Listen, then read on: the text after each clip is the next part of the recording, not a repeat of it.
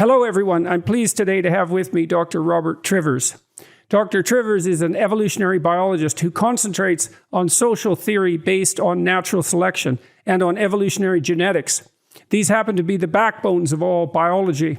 His early work focused on reciprocal altruism, which we will talk about in some detail today, the evolution of sex differences in all species, the sex ratio at birth, parent-offspring conflict, kinship and sex ratio in social insects, and a theory outlining the nature of self-deception and its operation in the service of deceit, which in itself can confer, however temporarily, certain advantages.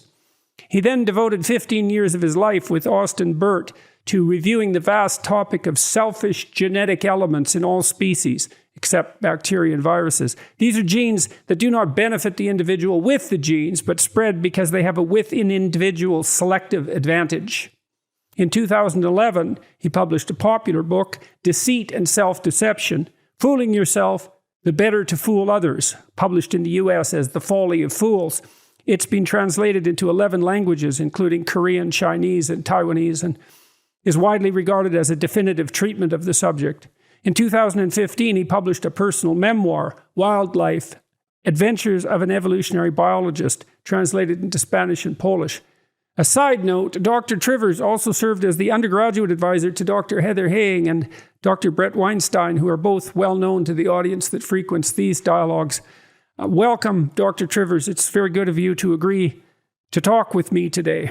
So I thought, my pleasure. I thought we'd start with reciprocal altruism. There'll be lots of people who are listening and watching that don't know what that means, and it's a crucial idea. And so I'd like you to outline, well, first to define it and then to outline your thoughts about it, if you would. Well, W.D. Hamilton, who I always regarded as the only greater social theorist, evolutionary social theorist than myself, had already laid out in 1964 in detail the argument for altruistic behavior, so-called.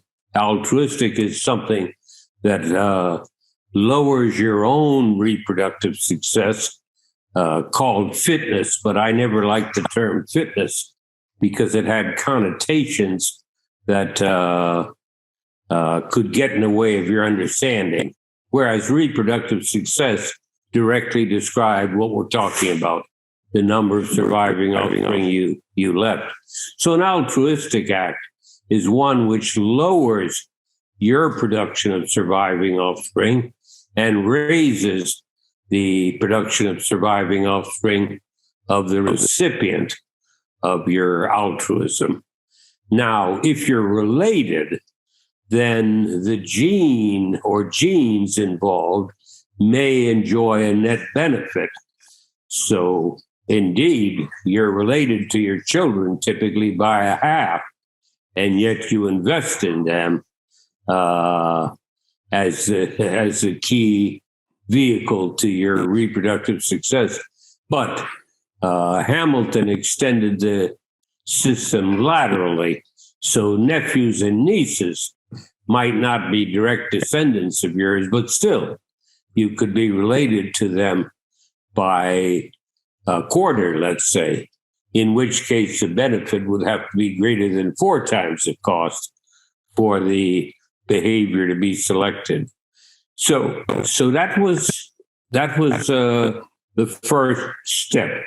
Now, it occurred to me, and that was when I started becoming a biologist in 1967, I took a year as a special student at Harvard to make up for the complete lack of an undergraduate education in biology, and was then accepted into graduate school.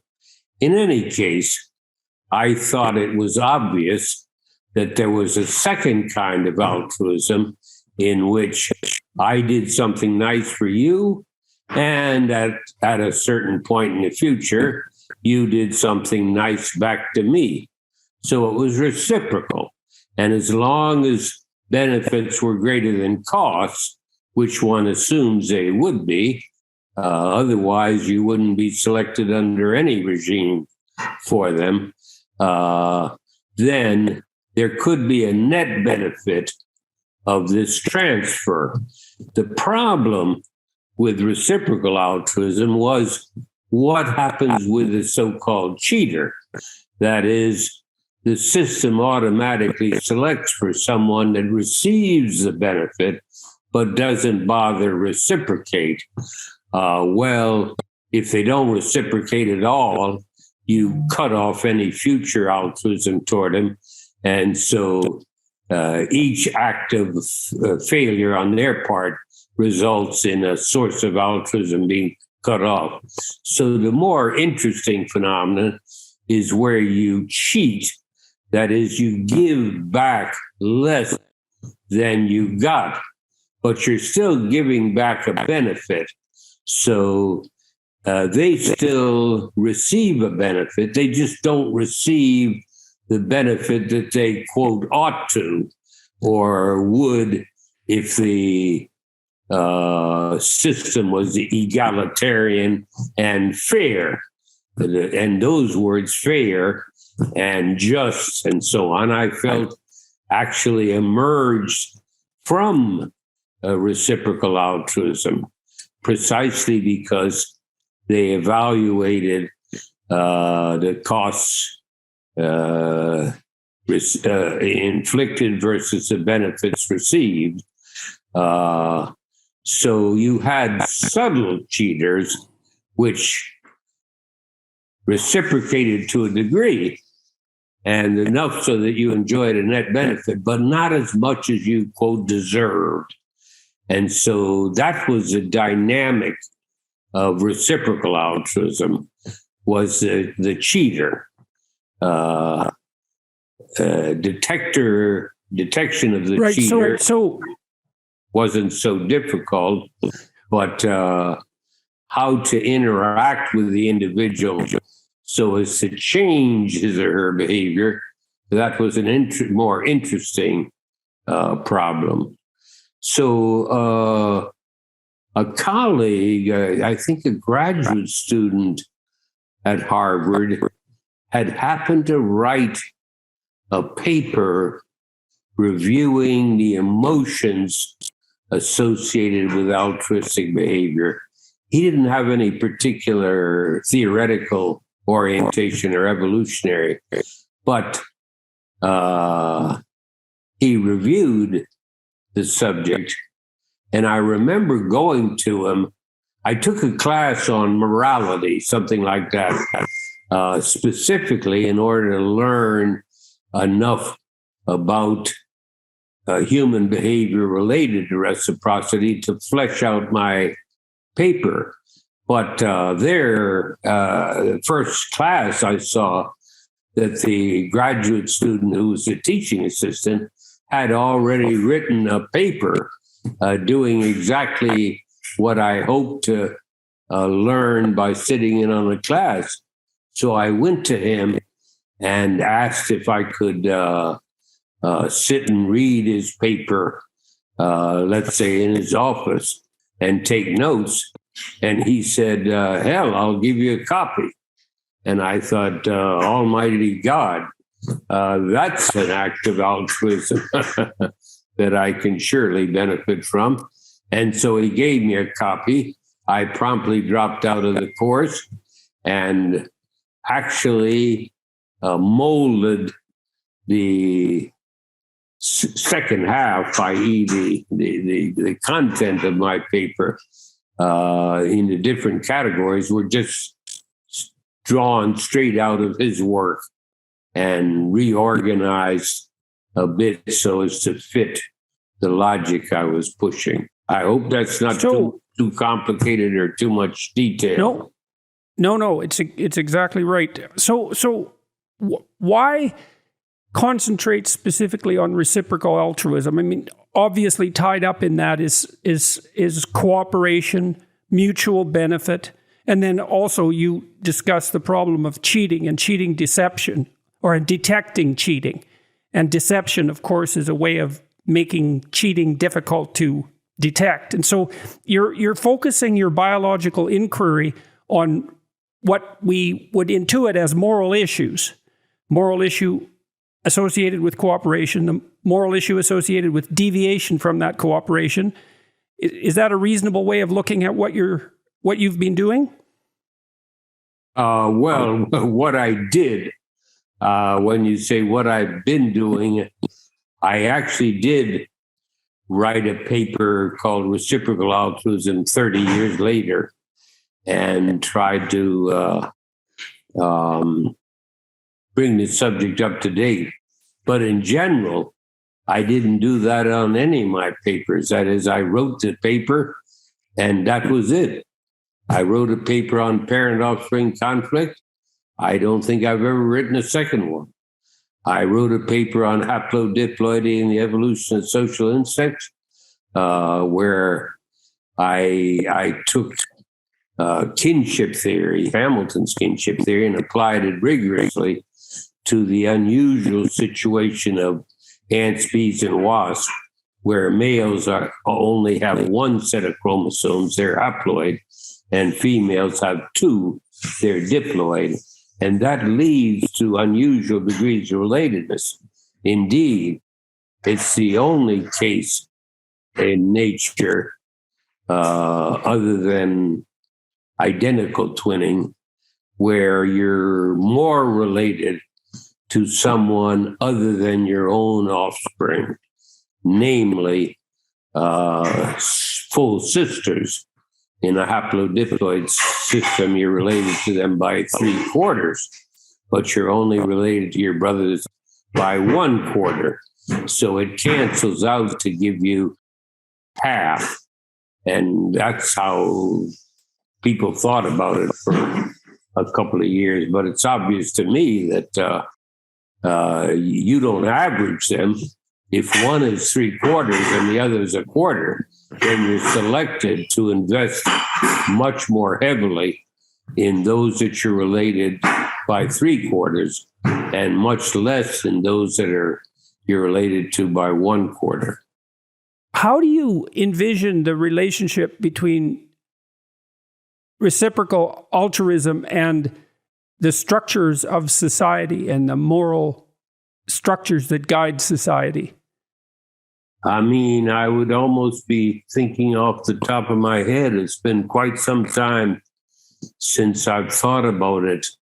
You mentioned in your introduction that I peeled off 15 years of my life or whatever it was to master selfish genetic elements.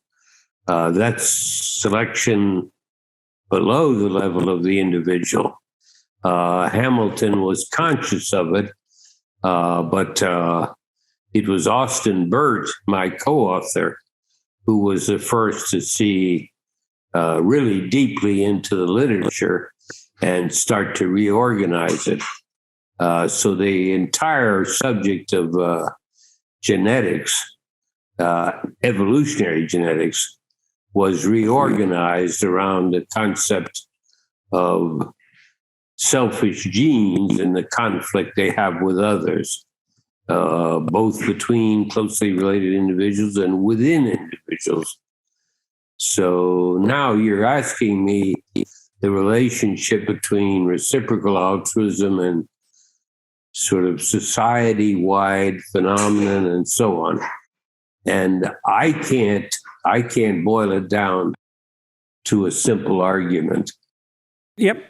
In 2002, which was the selected papers of Robert Trivers, not the collected because it wasn't worth everything, just the selected. But I did something unique. Generally, for selected or collected papers, people would write a short introduction to how they happen to write the paper, and then you would get the paper. And then there would be a short introduction for your next paper, and then the paper. What I added was what you're asking for, which is I would write a short introduction, then the paper. Then there would be a short section on progress since then, since the paper is published. That was often fairly brief. And I can't remember what I said about reciprocal autism now. I would have to go get the book to check it out. But I'm afraid I don't have, I'm afraid I can't reason for you at the level you would like in terms of reciprocal autism and societal organization and so on. I think it's obvious that societies are not, I mean, they may be partly based on kinship, but only partly, and often much more on patterns of cooperation that evolve or are generated and sustain themselves. Why would you stress cooperation as a basis for social organization, say, rather than competition or kinship for that matter? Well, I mean, it's partly just, what was available at the time when I wrote on reciprocal altruism. If you want to bring it all the way back to the evolution of reciprocal altruism, which was my first paper published. And indeed, Harvard broke their usual rule and they allowed me, I just had a thesis that consisted of 3 chapters. One was reciprocal altruism. The other was parental investment and sexual selection. Then Harvard had a rule that you had to have at least one chapter that was empirical. And that meant lab work, which I had no intention whatsoever of doing. I knew nothing about labs and I had no ability there, or field work. Well, now field work is much more congenial, especially if you're interested in social behavior, social theory. So watching baboons, which I did with Irv DeVore in Kenya and Tanzania back in 1972, or going to Haiti and then Jamaica with my advisor, Ernest Williams, who was the expert on tree climbing lizards. So in fact, I did my 3rd chapter on the green lizard, the largest of the anolis tree climbing lizards. There's 7 species. Well, there's really 8 in Jamaica. So I had to go back down to Jamaica at regular intervals. I would come back to Harvard and work for 3 months during the semester teaching and so on. Then you'd get a month between semesters and I would fly down to Jamaica. And that set up a lifelong bond between me and Jamaica, where I've lived at least 20 years of my life, married onto the island, or stole a woman off the island is another Jamaican expression, and have 4 children by her. Dr. Trivers, how did you get interested in deception? And how did you get interested in deception and then in self-deception and the relationship between the two? Let me step back 1 second, sir. You asked about competition versus cooperation. Yes. I mean, competition even applies between different cooperative enterprises. They cooperate within their entity, but they compete with other similarly structured entities so as to maximize their reproductive success. Now, competition was well known. I mean, it was the basis of life. We're out there competing all the time.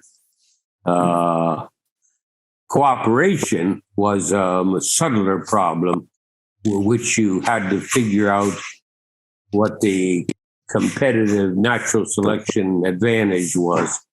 So now you just asked about deceit and self-deception, but sir, I'm afraid blame it on 78 years of mentation, if you will, I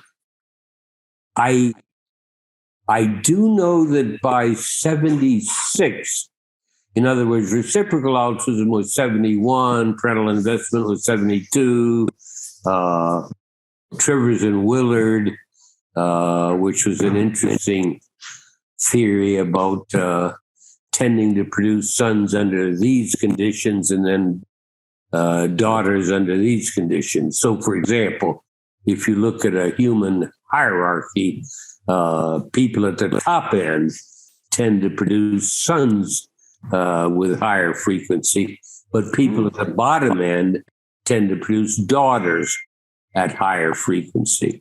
Well, every child has a mother and a father, so we know that the aggregate reproductive success of females must equal the aggregate reproductive success of males. So if high-class males are doing better, then it makes sense that lower-class women are doing better, so as to balance out the equation. And so they get some advantage of these men, i.e. they mate with them. I wrote the foreword or something like that for some book in 1975 or 76, and I'm afraid it slipped my brain, but I slipped in the theory of deceit and self-deception there. There were just two sentences in there. Something about, deception's obviously favored, but, the best way to hide it from others is, first of all, to hide it from yourself. And then you don't give off any of the cues that are associated with deception. Incidentally, I have paid attention to the literature on cues, and it's very interesting to me that the most general cue for deception is a slight raise in your pitch of your voice. That seems to be all but universal. So if you can listen carefully enough to hear when someone's voice rises a bit, they're more likely to be practicing deception. So I practiced as a clinician for a long time and as a research psychologist, and I was very interested in how people deceived themselves and the kinds of psychopathologies that emerged. And so here's a hypothesis. Let me ask you what you think of it. What I noticed often was that when people received information that contradicted one of their explicit beliefs, the information often manifested itself emotionally. And so imagine that a husband comes home with lipstick on his collar, and the wife sees that and becomes agitated as a consequence, but then refuses to think through what the implications of that might be. And so the self-deception isn't one fully thought out proposition versus another. It's a fully thought out set of propositions, say about marital stability, or at least partially thought out, versus an emotional cue of uncertain significance that has to be unpacked with difficulty. And avoidance of that is tantamount, at least to some form of self-deception. How does that strike you? Well, I get lost in your argument there. Go back to your example. There's lipstick on his collar. Right. And now she has a vision in her mind of, let's say, marital stability and harmony. And it's pretty fleshed out. But now all she's got that contradicts that is one piece of visual evidence and an emotion, which might be anger, anxiety, and so forth. And she can hold on to her pre-existing belief with no work. in order to transform that belief, she's going to have to do a tremendous amount of exploration and investigation. And so she can just not do that. What is her pre-existing, quote, belief here? I'm getting lost already. It might be a fantasy of marital harmony. Okay, so she has a fantasy of marital harmony. She has a piece of evidence that's inconsistent with marital harmony. Now what? Well, there's a very large potential range of meanings of that piece of evidence. And so for her to transform that into something differentiated enough to alter her fantasy would take a tremendous amount of effort. And so she can just not do that. And that's passive self-deception, which I think is the most common kind. Passive self-deception? Yes, you know something's up. You know there's an elephant under the carpet, but you decide not to look.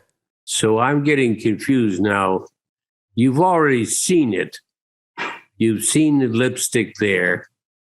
So you've seen evidence that suggests that he's in a semi-intimate relationship with another woman, at least to the point of kissing her or being kissed by her. Now I'm confused with what you're saying. She's put a lot of time and effort into the theory of her marriage that she already holds. So the idea that that marriage is stable and loving, let's say, is a predicate for many of her memories. It's a presumption for many of her current activities, and it's the basis for her future plan. And so to investigate that means that she would have to go through all the work of modifying all those representations. It's not like the evidence contains that modification. It's just an error message. It's hard to unpack an error message. What's the error message? Well, the error message would be the lipstick and then the negative emotion that goes with its visual apprehension. What's the error? The error is that the presumption of her fantasy that her marriage is stable and loving and, let's say, also monogamous. So that's an error, you're saying. And now she's got a message that she's in error. So now what's the... Right, but that's all she has. That's the problem, right? And all she has is a message that she's in error. It doesn't contain much other information. And it's going to be extremely hard for her to reconstruct all that theorizing she's done based on the erroneous assumption of monogamy. And so it's easiest just not to do it. Yes, and then what's the cost of her not doing it? Well, I would say the immediate cost is virtually nothing. And that's another advantage. But the long-term cost is that she's building a future reality based on a mispresumption. And so she may make errors, for example, about her financial security going into the future, or even the presence of her partner. And that's a huge potential cost. She's going to underestimate, for example, the danger of divorce or of him leaving. In order to avoid facing the pain and the Yes, well, and I think this idea maps onto your hypothesis that at times the right hemisphere and the left hemisphere can be delivering contradictory messages. So if the left is linguistic and generates up detailed propositional arguments, let's say, that get held with some certainty, and the right emotionally signals error, then there's a tremendous amount of work that has to be done in order to unpack that error and remake all those propositional presumptions. It's really hard. That's what I don't understand in your argument. I don't understand why there's a huge amount of work where she's got to unpack a whole endless series of assumptions or arguments just because of this one thing. All right, let's go back to the situation. We know that the guy is involved with at least one other woman, and we know that it's, he's tended to conceal it, as would be natural, so as to not result in marital conflict.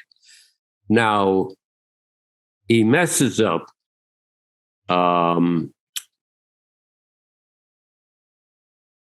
It seems to me, I mean, she has a simple decision. Does she confront him over it and say, Joe, what the hell is this?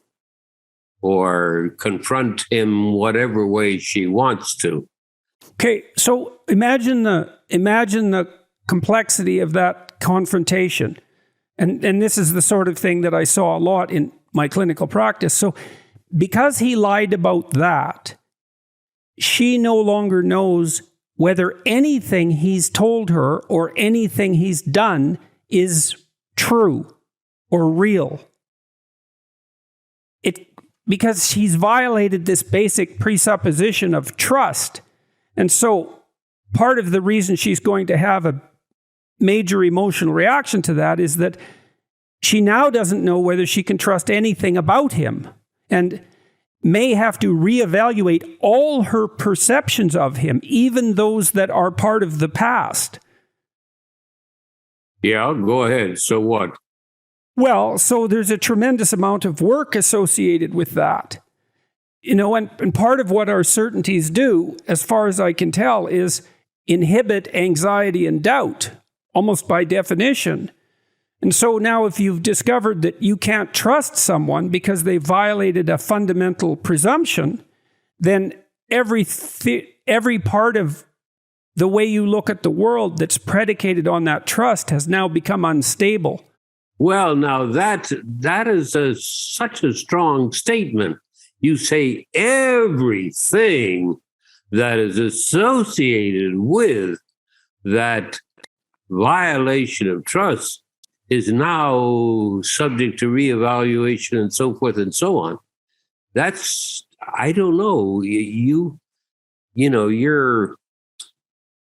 the foundation of your argumentation towards me, and I respect it, is that you have clinical experience dealing with people who come to you and talk to you about these kinds of things.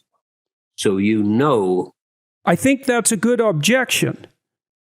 And so let me propose something in relationship to that, because I think that's a crucial objection that you made. So one of the things that I wrestled with formulating when I was thinking about self-deception was the relationship of one belief to another. So imagine that, and this is something you could object to, imagine that some beliefs are more fundamental than others, and that fundamentalness is a reflection of how many other beliefs depend on that belief. It's like a definition of fundamental. It's a hierarchy. And so some beliefs are trivial because almost nothing depends on them, but other beliefs are absolutely fundamental because everything that you're doing depends on their validity. And so everything? Well, depending on how deep the belief is. Eating dinner? Come on, brother. Well, okay, but fair enough. Good objection. But, if you deal with someone who's profoundly depressed because something that was crucial to them was devastated, they will often have a tremendous amount of difficulty doing even those basic things. That's true, brother. I grant you that. People can suffer to the point where they got a problem eating, they've got a problem digesting. I mean, the actual digestive system may be hindered or altered by the kind of mental stress or mentation that's going on. Let me give you an example of that with depression. Go ahead. So this is often okay, this is often what happens with people who are very depressed. Let's say they have a minor argument with their son, someone they love, just a minor argument. And then they think, well, I acted really badly in that argument. I really hurt my son's feelings. Only a terrible person would hurt someone's feelings. I must be a terrible person. I'm a terrible person now, and I'm going to be a terrible person in the future, and there's nothing that can be done about it. And that's the sort of thinking that leads to suicide. And you can see the person going down the hierarchy of their beliefs, right? From the little argument, which is nothing, all the way down to something that is so basic to their self-concept that if it's challenged, they want to die. That happens a lot in real depression, real severe depression. That happens continually. It's almost like the hallmark of the illness. Well, that's interesting. I have been thinking about depression, personally. I was presenting that conception of depression, that cascade of doubt that I outlined as an illustration of what people are motivated to avoid when they practice self-deception. They don't want to start unraveling because they don't know where the unraveling will end.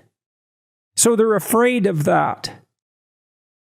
And that's partly why they won't investigate. Yes, I off the top of my head, I would agree with that kind of argument that they don't want to pursue reality very far when it's easier to flip part of it and be unconscious or try to become unconscious of the flip you're making. Now, in your book on self-deception, you outlined some of the social costs of self-deception, say in relationship to warfare, and talked about the way that the biases that we have to perhaps reject contradictory information can produce catastrophic consequences, say at the policy level. Said, for example, that leaders and the people that they purport to lead are often extremely over-optimistic at the beginning of a war and also have a proclivity to derogate and minimize the strength of their enemy. And you link. So when you did your work on self-deception, did you draw any ethical conclusions from it? And as an evolutionary biologist, you see it as a strategy in a sense, but it's a strategy that has a lot of costs.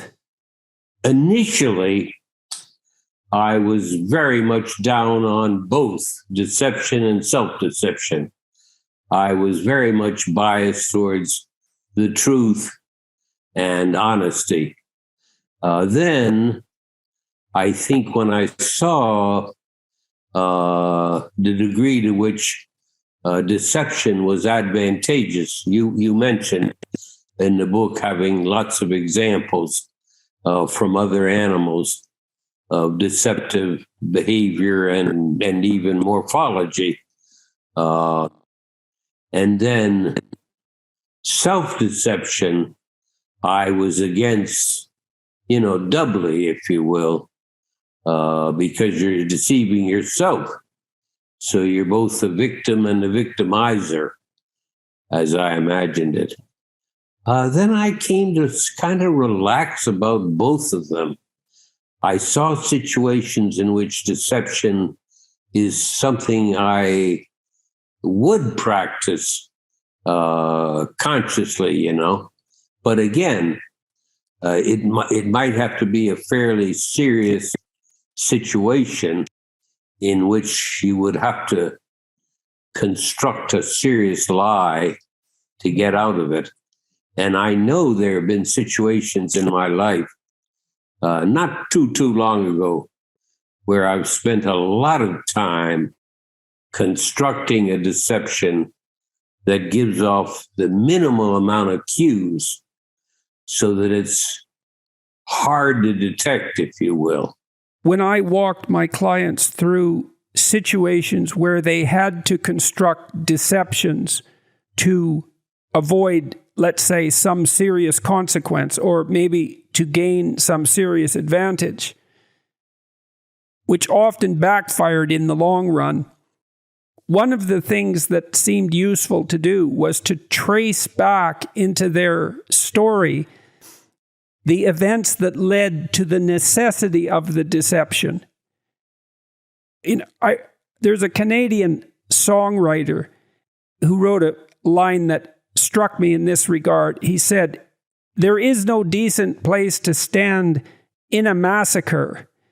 And my response would be, well, you should unpack the actions that led you to be there to begin with, right? Because sometimes there's no good way out of something, but there might have been a good way of not having it arise in the first place.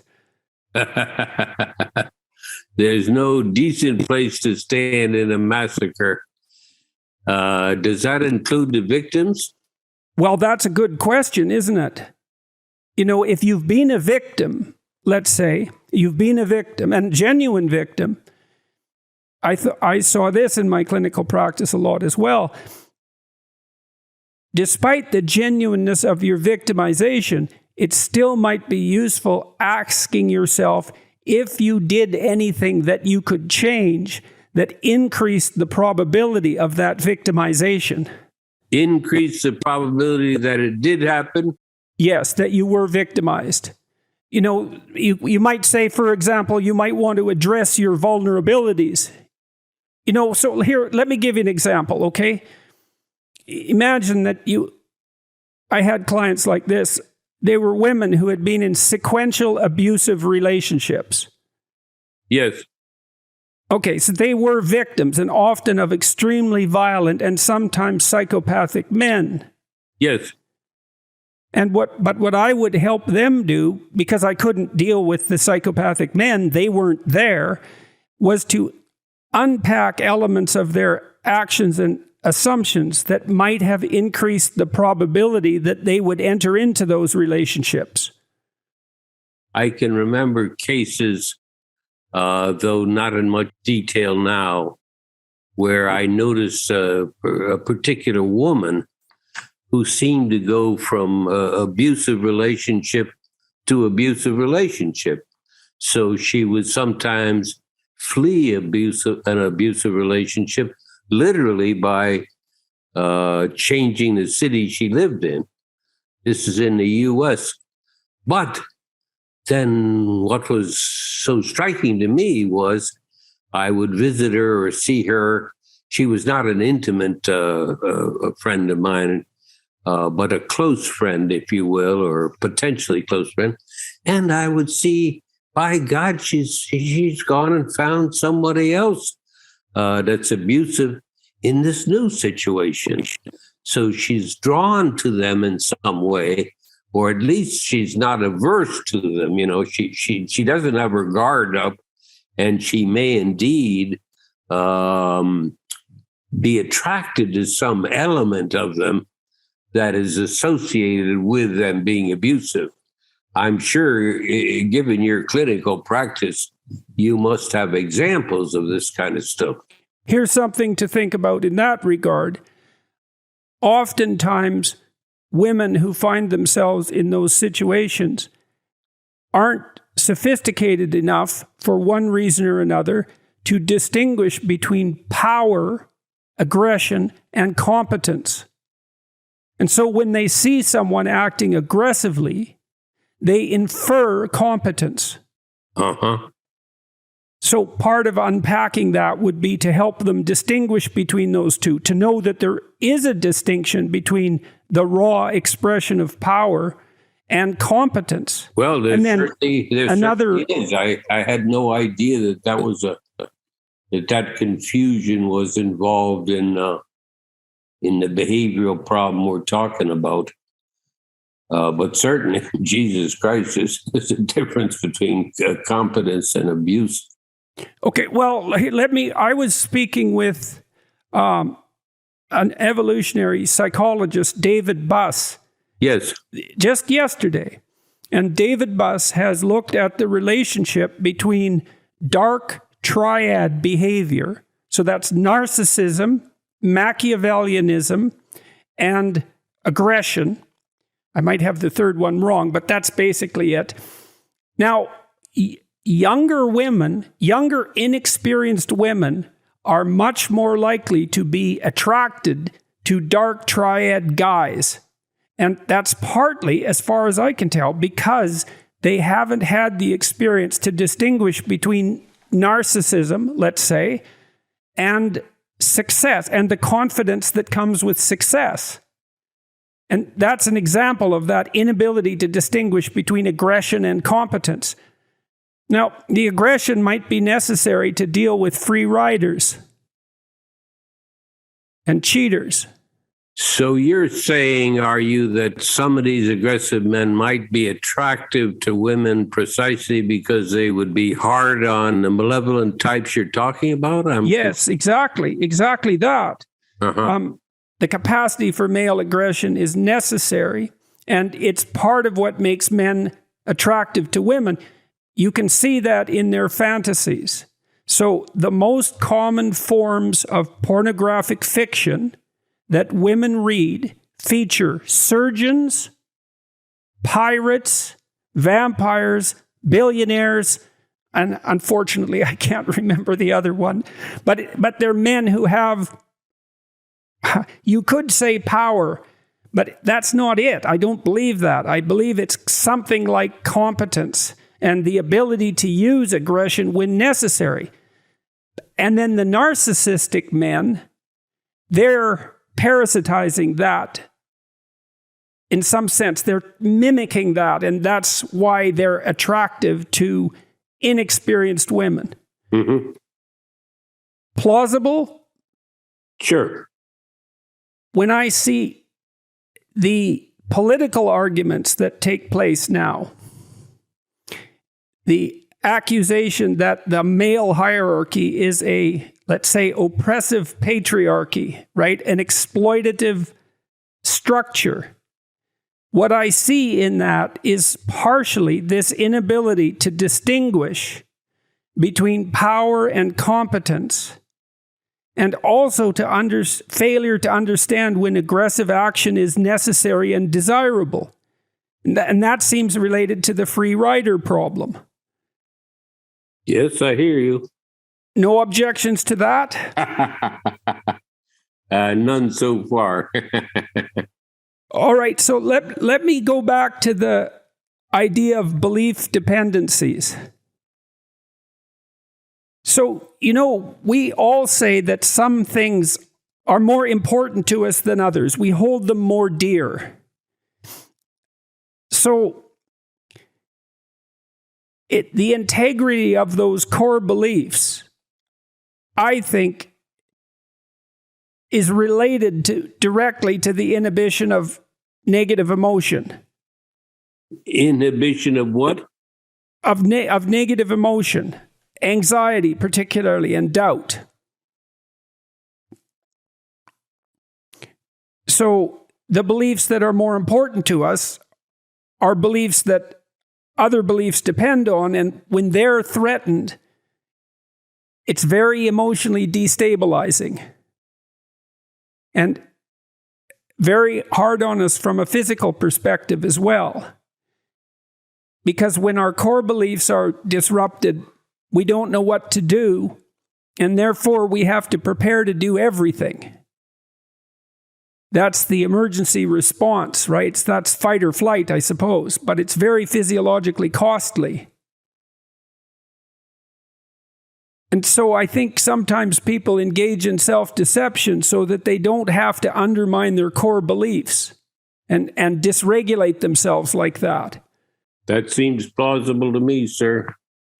The unfortunate problem seems to be that the long-term consequences of that are often not good.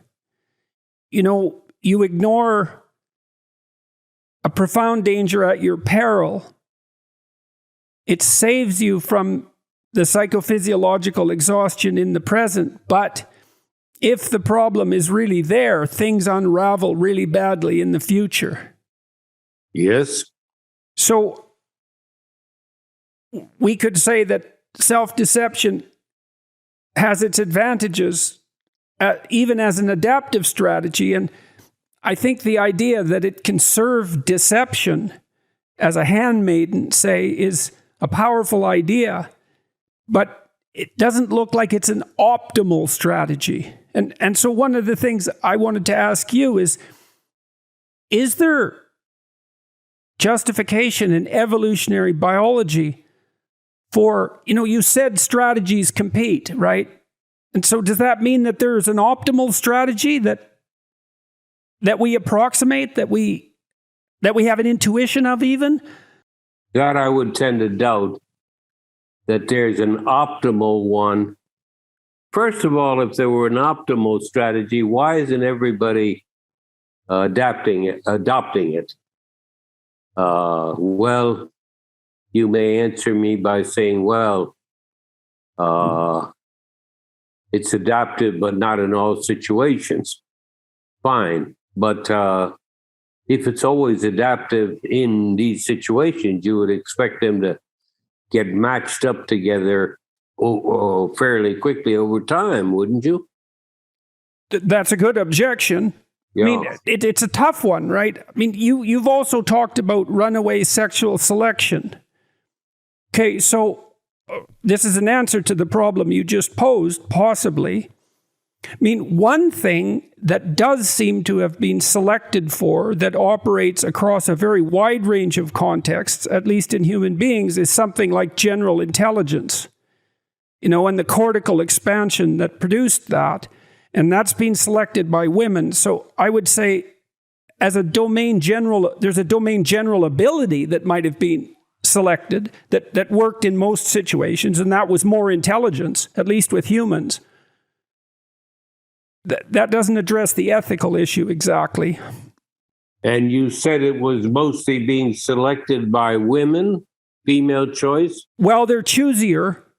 Yes, and they're socially brighter. And they are also less likely to agree that a low intelligence sexual partner would be acceptable, according to David Buss, the evolutionary psychologist I was speaking with just yesterday. So women do appear to be exerting more selection pressure on general cognitive ability. But I also wonder if there's not an ethical equivalent to that. That's something like, the capacity for reciprocal altruism. So what are you then saying? That females are a positive selective force for reciprocal altruism? I'm unsure. That's not as strong an argument as the one for, let's say, intelligence. It's harder to define the central element of reciprocal altruism than the central element of intelligence. It's harder technically. But, there is an idea in evolutionary biology, sort of implicit, that women select men who are as high as they can manage in the status hierarchy, and that hierarchy is constructed as a consequence of the exercise of power. And I think that's wrong and dangerous, that idea. I don't think those hierarchies, the male hierarchies that influence female selection, are based on power. I think they're based on something more like competence. And I think it's associated with this capacity for reciprocal altruism, because if you're a woman, you want a man who's productive, but also generous. Certainly, I don't have anything to say against what you just said. I don't know what David Buss was arguing. Well, so I would say something similar. I mean, your book on deception and self-deception is very interesting, because you point out in many, many ways how deception can confer at least a temporary advantage, but often a more permanent advantage. And so it makes making the case that, let's say, something like honesty is selected for much more difficult. But I also wonder if there's a utility in differentiating between deception and mimicry in animals. Terminologically. But I don't understand why mimicry is not an example of deception. Let's say we're talking about moths or butterflies and predators, birds. So you will have some butterflies that are perfectly tasty to birds, but there are a couple of that are not, that have a poison that they ingest when they're caterpillars, which they retain in adulthood so that they're distasteful and poisonous. So then they attract, so to speak, mimics, because now if you're a related species, so you're similar in appearance already, but you don't happen to have the poison, then you evolve to resemble that species more and more in order to gain the benefit that they have from having the poison. So the predator makes the assumption that you've got the poison because you look exactly like the species that has the poison. And then they've done work, but it's long ago disappeared from my memory. They've done work on the relative frequency of the two kinds. And there are situations in which the mimic can be, 5 or 10 times as frequent as the model, as they're called, and they're gaining a benefit, and they're inflicting a marginal cost on the model. There are other situations in which, as they rise in number, the mimic, they inflict a cost on the model because now birds snap the model. Of course, they spit it out, but that doesn't help the model.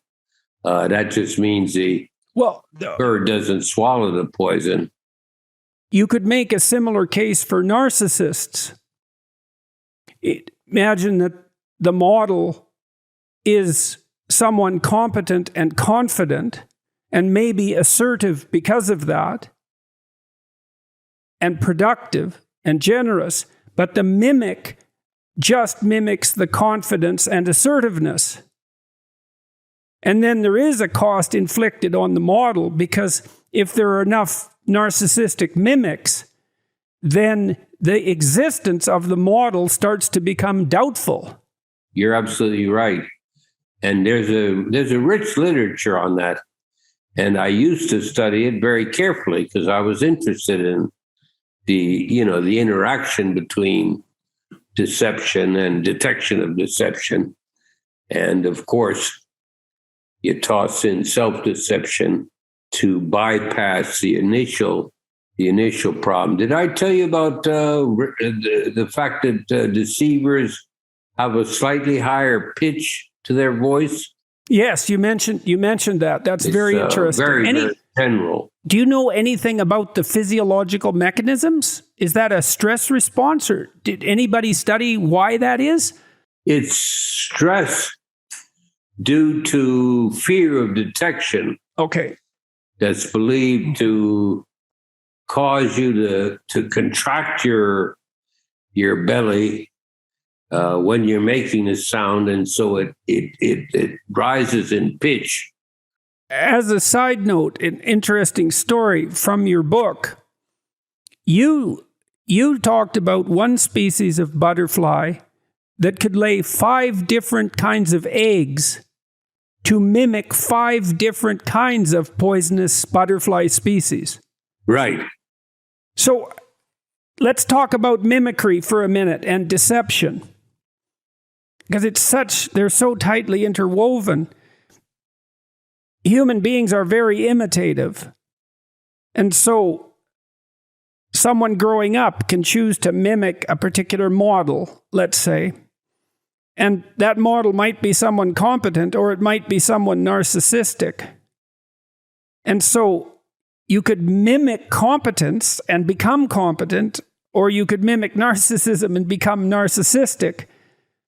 And that's partly why I think maybe there's a useful distinction to be made between mimicry and deception. I mean, not in the cases you raised with the butterflies, but in the human case, because there are psychological mechanisms involved, the problem becomes a lot thornier. What's the definition of a narcissist? You can define it by personality. So narcissists tend to be extroverted, a lot of positive emotion, and disagreeable. So very little empathy and more likely to be aggressive. So, and that is a masculine pattern to some degree, because men are more extroverted than women, especially in assertiveness, and they're less agreeable than women. It's the extremes, though. When you get the extremes there, you have something like temperamental narcissism. And then if they're low in conscientiousness, that's even worse, because then, well, they're neither productive nor dutiful nor honest, none of those. And maybe that's psychopathy. Maybe. It's not clear.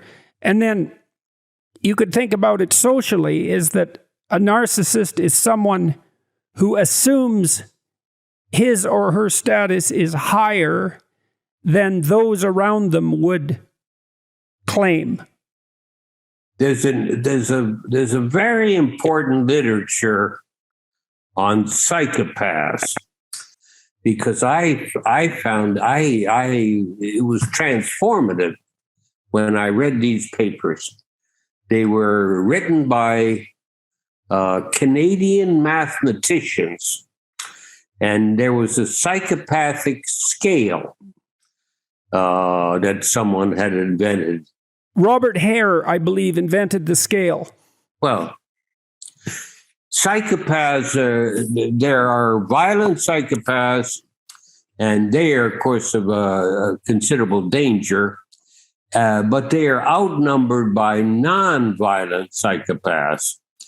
And the definition, I think, has to do with lack of empathy, lack of feeling for others. A non-violent psychopath, according to this Canadian literature,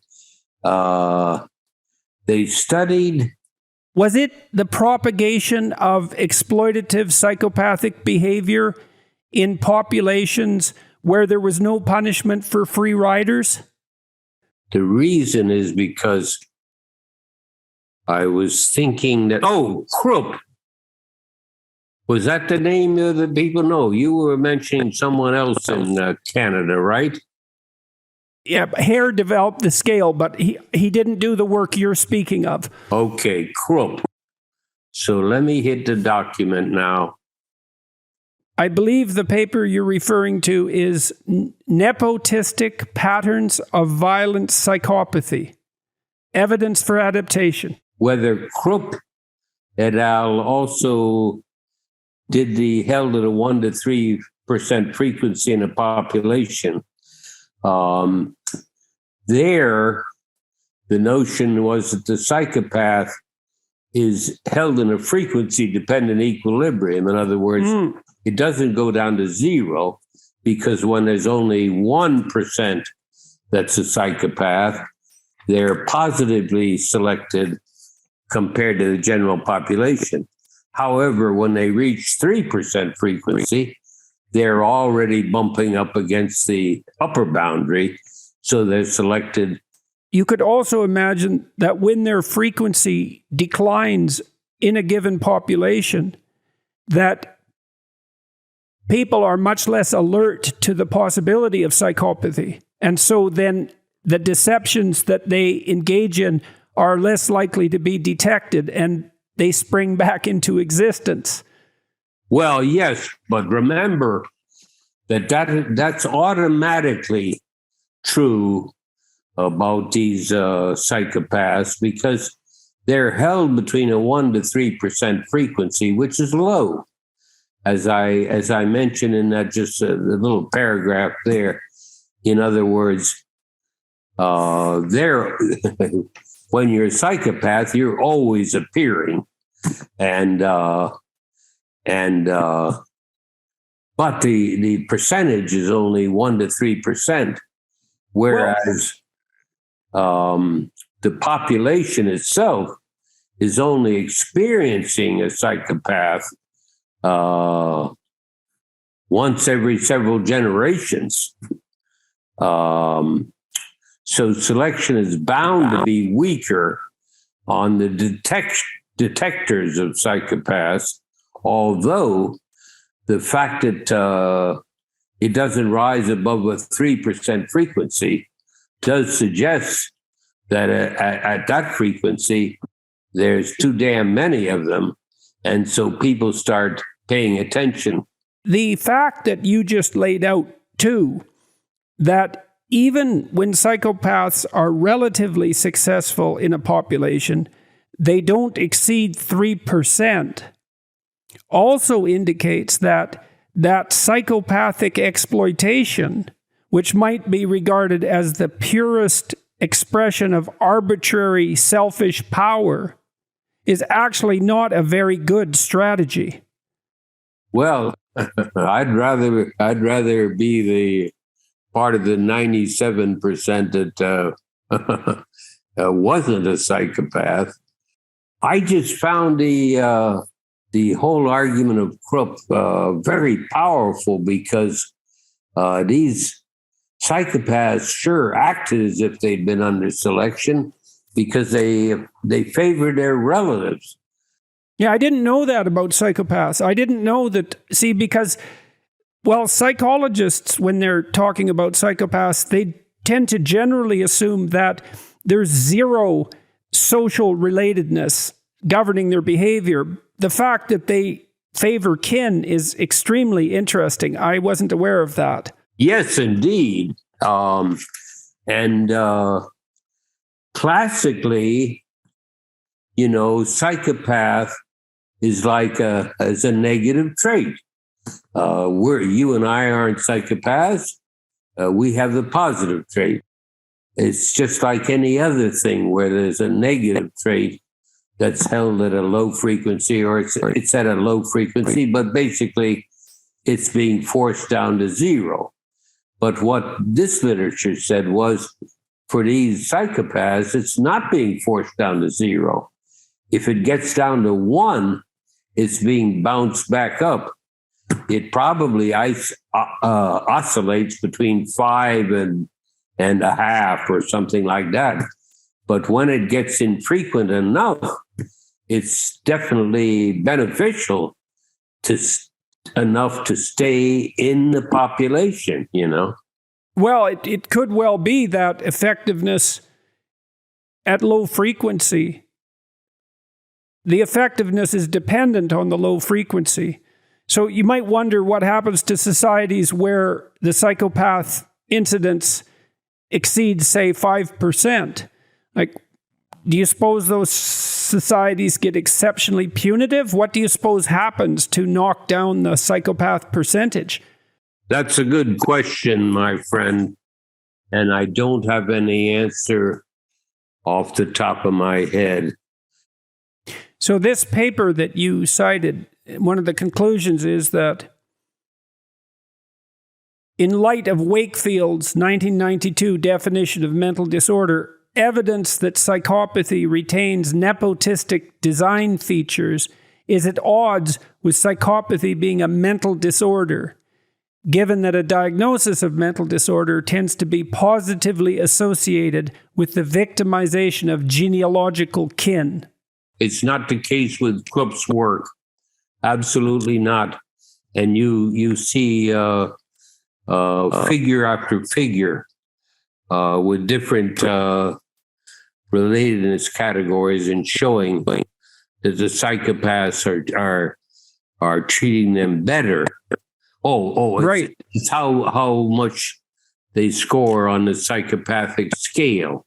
So the higher they score on the psychopathic scale, the more they are biased towards relatives. Yeah, that's really something. That's really remarkable. I didn't know that, and that is a huge finding, and I can see why it showed up on your radar. Yes.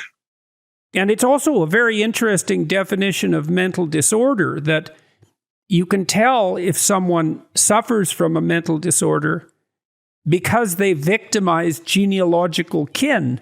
Yes. That's what that's not the only criteria, obviously, but it's an interesting criteria for a definition. Yes, and it's not true of psychopaths. They don't victimize. Do you suppose that the exacerbation of nepotism is actually part of a psychopathic strategy? Do you think you could go that far? Well, this paper has made me wonder about the relationship between nepotism as a phenomenon and psychopathy per se. So do you suppose that if psychopaths are more likely to be nepotistic, is the reverse true? Are radical nepotists more likely to be psychopathic? A radical nepotist like that I don't know. What do you think the best evolutionary theories have to say about the persistence of homosexuality, especially among men? One of the most interesting subjects has to do with the repression of homosexual tendencies. And it applies especially to Jamaica, because Jamaica is violently against homosexuals. They're murdered, and they have to hide, and so on.